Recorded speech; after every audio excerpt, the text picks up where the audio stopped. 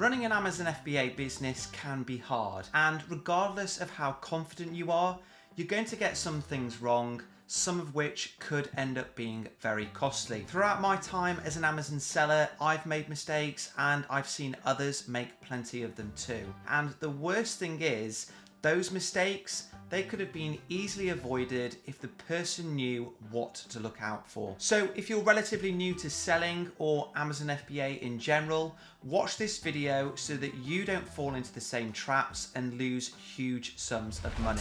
One of the biggest mistakes that some people make ends up costing them their entire Amazon FBA business because it's so big that it ends up getting them suspended and banned before they've even begun selling on the platform. Now, when you first create your Amazon sellers account, you're going to be asked what type of business you are: a private company, a sole trader, or an individual. Whilst it might seem like the best answer to choose is individual if it's just going to be you that's selling on Amazon, this is actually wrong. And choosing this option is going to result in your account getting banned within weeks. And that's because Amazon defines individual accounts as those that have been set up by people that are looking to sell a few products without making a profit. I know, right? It's not particularly obvious at all, is it? Now, making this mistake is going to result in a ban as soon as Amazon figures out that you're here to make money.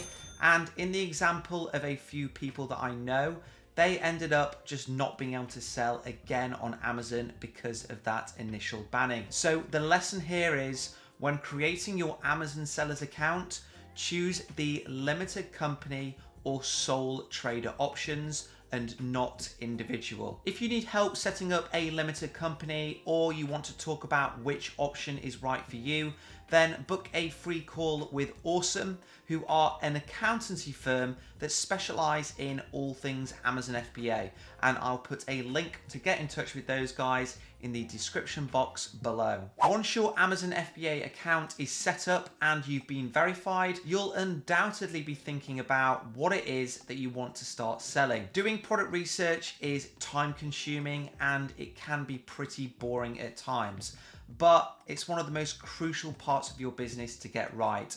So as much care as possible needs to be taken. As soon as you settle on a product that you want to sell, it's absolutely essential that you check that there are no restrictions or any other obstacles that may result in you being unable to sell the hundreds of units that you're about to order. This stage is something that I see beginners skipping time and time again, and it's a mistake that could cost you thousands if you later find out that you're not allowed to sell your product on Amazon. So the lesson here is, as soon as you decide upon a product that you want to sell, before you order it with your supplier, you need to check that it's not restricted or a gated product on Amazon. And you can do that by either searching for the same type of product in the Amazon catalog and then checking if there are any restrictions there, or by adding your version of the product to Amazon's catalog, waiting a few days, and then checking your account to see if there have been any notifications about the product being removed. In addition to that, you'll also need to verify that the product that you want to sell isn't protected by the inventor of the product, i.e. it has a patent on it.